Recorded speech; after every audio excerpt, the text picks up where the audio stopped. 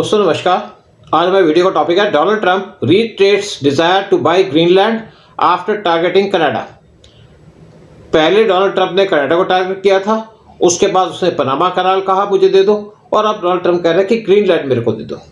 Donald Trump ने पहले भी एफर्ट की थी ग्रीनलैंड लेने की डेनमार्क से, लेकिन पहले टर्म के अंदर डोनाल्ड ट्रंप सक्सेसफुल नहीं हुए। डोनाल्ड ट्रंप हर एक कंट्री से फाइट कर रहा है, अपने एलाइज से फाइट कर रहा है।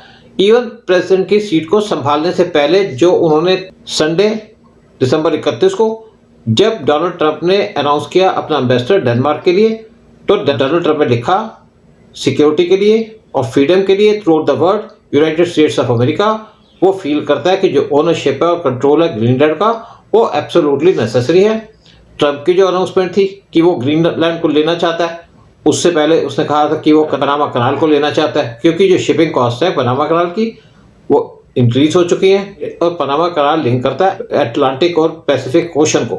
डोनाल्ड ट्रंप ने उससे पहले सजेस्ट किया था कि कनाडा यूएस की 51st स्टेट बन जाए, और उसने रेफर किया Canadian prime minister Justin Trudeau को governor of the great state of Canada.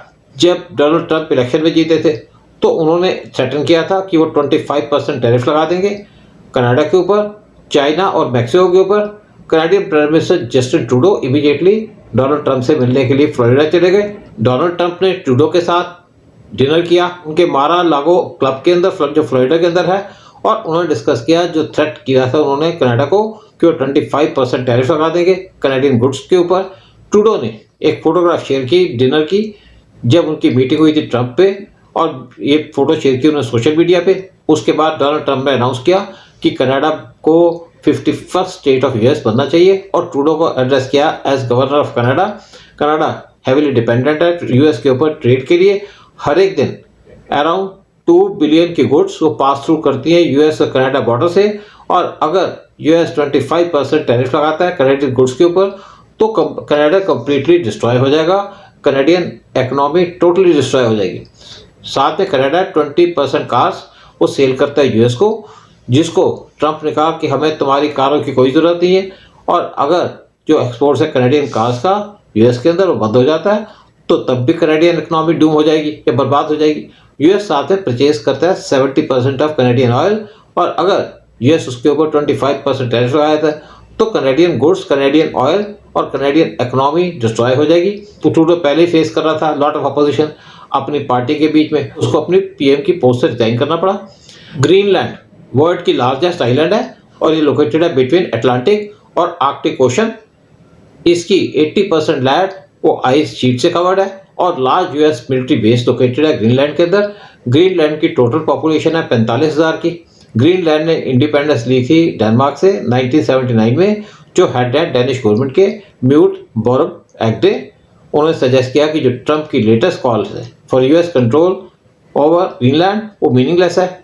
Mute ने कहा ग्रीनलैंड हमारा है और हम सेल में नहीं है, यानी कि हम बिकाऊ नहीं है, और हम कभी भी ग्रीनलैंड को सेल नहीं करेंगे। और साहब ने कहा हमने ग्रीनलैंड को अचीव किया बहुत सालों की फाइट के बाद, और हमें यहाँ पे फ्रीडम मिली है। 2019 में ट्रंप जाने वाले थे डेनमार्क में, और उससे पहले उन्होंने अपील की कि ग्रीनलैंड को यूएस को दे दो। कि जब डेनमार्क ने उनकी डिमांड को रिजेक्ट कर दिया तो ट्रंप ने अपनी जो विजिट थी डेनमार्क के अंदर उसको कैंसिल कर दिया। लेकिन मीनवाइल डोनाल्ड ट्रंप के बेटे जूनियर ट्रंप वो इस टाइम पे ग्रीनलैंड में गए हुए थे और वो मीटिंग कर रहे थे लोकल लोगों से ग्रीनलैंड के अंदर। ऑल्दो जूनियर ट्रंप ने क्लेम किया कि उनकी जो विजिट है ग्रीनलैंड की वो पर्सनल है, लेकिन जूनियर ट्रंप वहाँ पे गए हैं ग्रीनलैंड के अंदर डोनाल्ड ट्रंप का जो एजेंडा है उसको फुलफिल करने के लिए। लेकिन ये पहली बार नहीं है जब यूएस ने अपना एक्सपेंसिव डिज़ाइन दिखाया है, और ये कहा जाता है ओवर द ईयर्स यूएस ने बहुत सी लैंड्स को परचेज किया था, और बहुत सी जो कंट्रीज से एंड अराउंड अमेरिका उनको यूनाइटेड स्टेट्स ऑफ अमेरिका के अंदर मर्ज कर दिया था। एटलीस्ट 10 कंट्री हैं जिनको मर्ज किया था यूएस के अंदर।